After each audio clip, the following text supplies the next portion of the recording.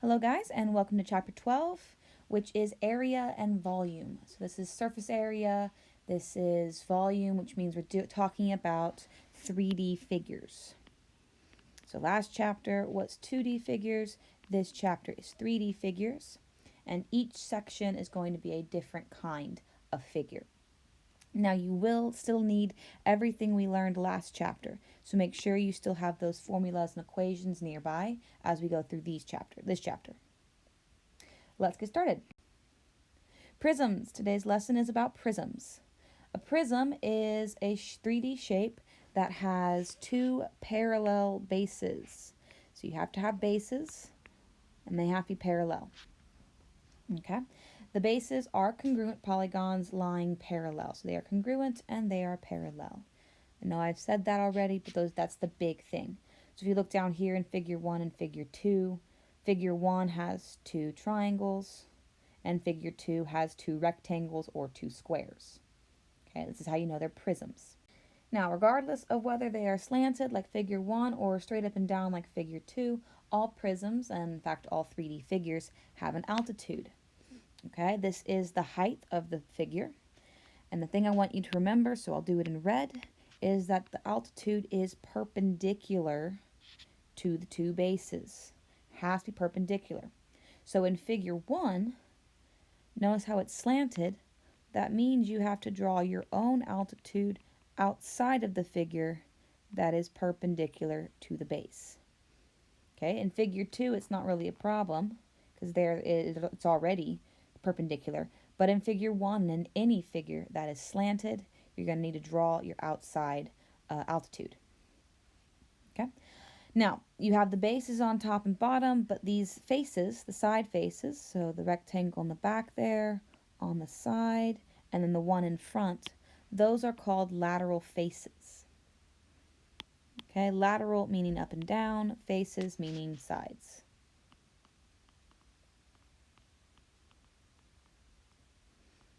Okay, remember that word lateral? If you can remember the word lateral, then it gets used a lot, so that'll just make your life a little easier.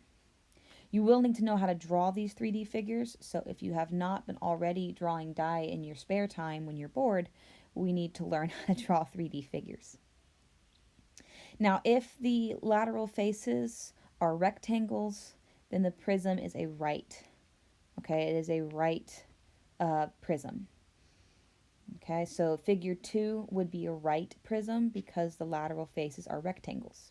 Figure 1 would not be because its lateral faces are more of a rhombus. Yeah.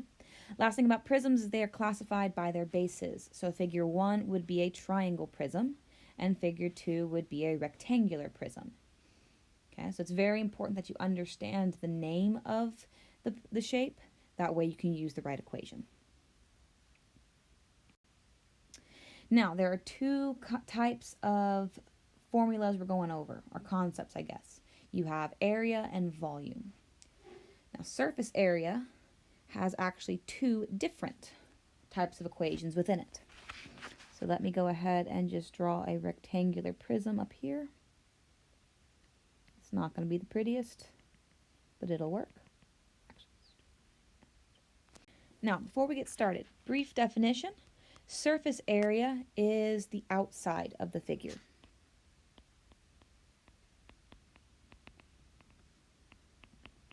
All right.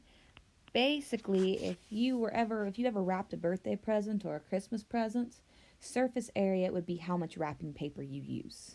Okay, it is just the total amount of surface on the outside of the figure. Now, there are two types of surface area. One is lateral surface area, the other is total area, or just normally called surface area. Lateral, okay, think lateral faces, only cares about the surface area of the lateral faces. Okay, so that would be if you had a Pringles bottle and you were wrapping it in construction paper, how much construction paper would you use? Okay, you're not talking about the bases in this one. To find the lateral area, it's going to be the perimeter of the base times the height. Okay, so in my rectangle up here, my rectangular prism, I would find how long my perimeter is, and then I would multiply it by the height. Another way you can do it, as the definition states, is by finding the sum of the areas of the lateral faces. So you could do base times height of this first one, base times base times height of all 4 of my sides, my lateral faces, and add those together and you get the same thing. Surface area, the only difference is that it includes the bases.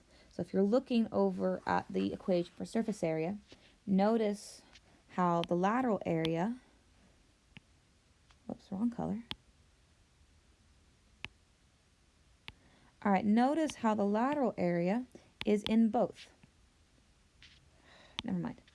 So I have lateral area is perimeter times height up here, and then I have perimeter times height down here. Okay, but because total surface area includes the bases, you have to add 2 times the area of the base. And that will get you all of the surface area completely. All right, let's do an example. So when we find the lateral area, again, that is the lateral faces, so it does not include the bases. So LA is the perimeter of the base times the height of the whole figure. Okay, now one thing I want to point out here, H does not indicate the height of the base. It indicates the height of the whole figure. So in this picture, 8 would be the height of my whole figure. Okay, so my perimeter in this problem would be 3 plus 4 plus 5. You have to add up all your sides. So 3 plus 4 plus 5, which is 12 times 8. So my lateral area is equal to 92. And it would be inches squared. All area is just units squared. Now to find the total area, remember my surface area or total area, same word, is 2 times the base plus my lateral height, or my lateral area. Okay, now this looks a little different, but it is the exact same thing. 2 times b plus the perimeter times the height. Both of these equations are the exact same thing. Now my base, my area of the base, for a triangle, I have my base is a triangle over here. So that's going to be 1/2 base times height. This part will change depending on what your base is. So my height in this case is 3. 3 is my height, 4 is my base. So 1/2, 3 times 4, 1/2 of 12 is 6. Okay, so I'm going to plug this in, and I have 2 times 6 plus 92.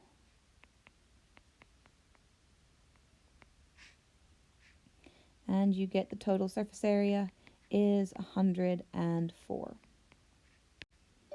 inches squared. Finally, the last equation we're going to go over is volume. So volume is if you were to fill the 3D figure up with water, how much water is inside. The equation for volume is down here. It is the area of the base again times the height of the figure. Okay, please make a note that this H in both the lateral area, in the surface area, and in volume is the height of the 3D figure, not the height of the base. Okay, it's one of the biggest problems I see a lot, so please make a note, star it, highlight, or whatever. Make sure you know that this is the height of the figure. All right, so example. Again, the volume is equal to the area of the base times the height of the figure. Now this is a trapezoidal prism. That's how you spell that wonderful word. And the area of the base is 1/2 times the height of the base times B1 plus B2. Okay, so I'm going to look at my base right here. All right, this is 4. So base 1 is 4, base 2 is 7, and the height is 3. Now this problem is nice and it gives you all of the pieces, but as you probably learned last chapter, it is very common to be missing a piece or two. Please make sure that you are aware that some problems may require you to solve for the base or solve for one of the heights. Solve for one of the bases or solve for the height.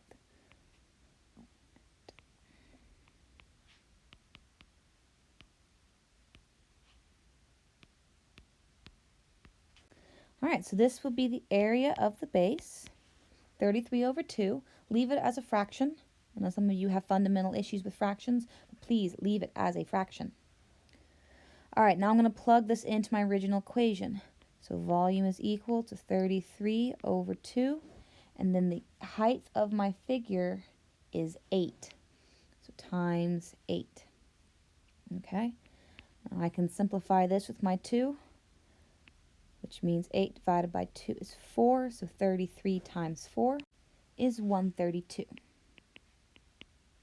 And then because it's volumes, whatever your units is going to be cubed. So if all of these were inches, hypothetically, it would be inches cubed.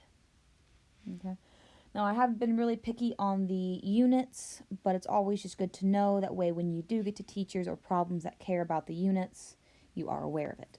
So area will always be units squared because you're only multiplying two things together. Volume is going to be inches or units cubed because you end up multiplying three things together. All right, the video is going to pause. You're going to try to do as much of this thing as you can. And when it plays again, you'll see the answers and we will briefly go through it. All right, so here are your answers. And we'll briefly go through them because you can probably read them and just check your math. The prism name is a hexagonal prism. If you count the base, if you look at the base, that is a hexagon. And the prism is always named for the base, so hexagonal prism. The lateral faces, again, are the sides. Those are the ones going up and down. So we have 6 sides because our base has 6 sides. Now our lateral edges, please pay attention to the letters. There are only 4 letters on the bottom, A, B, C, and D. And those are all the 4 points in the front. So we don't really know what letter U connects to, and we don't know what letter T connects to. Okay, so please be careful. Make sure you didn't put UB or TC anywhere because that would be incorrect. All right, so then if AB is 4, find everything else. Okay, so you can see I did my work for the perimeter over here. And that's just the side length times the number of sides. Remember, 5 is the height of the figure, the height of the 3D figure. So make sure in all of your big equations, you're using 5. Now, since our base is a hexagon, that means we have to use the area of polygons equation. So 1/2 A times P. You can see my work down there, but in the meantime, we've done enough hexagons. I don't know if I have to explain this entirely. If you do need how to find the area of a hexagon explained, please ask again in class. I'll be more than happy to explain my work to you. So then you move on to the surface area or total area, and you just plug everything in. So guys, I know I said this about 1,000,000 times beforehand, but in this chapter especially, it's very important that you write out your general equations. You can see I did that every single time. There's a lot of moving pieces. We have 3D figures. You've got a lot of areas, a lot of bases going around. Okay, please make sure you write your general equations. That way you know all of your information is organized. Okay, I'll let you read through the rest of the work. However, the surface area, notice how I have 48 square root 2 plus 120 centimeters squared. Okay, this is the most accurate answer. If ever I give you a test or quiz without calculators, this is how you would present your answer. If I give you a calculator, then you'll just round to the nearest hundredth, like we've been doing. Question number 5, can prisms have lateral faces? Can prisms have lateral faces that are triangles? The answer is no. That would be a shape called a pyramid, and that is next lesson. And then finally, what is the minimum number of faces a prism can have? 3, if it has a triangle for a base. Triangle is the smallest or simplest shape, and Well, it has 3 sides, therefore the lateral faces would have 3. Maybe 3. All right, this is it. If you have any questions, please ask me in class, and I'll see you next time.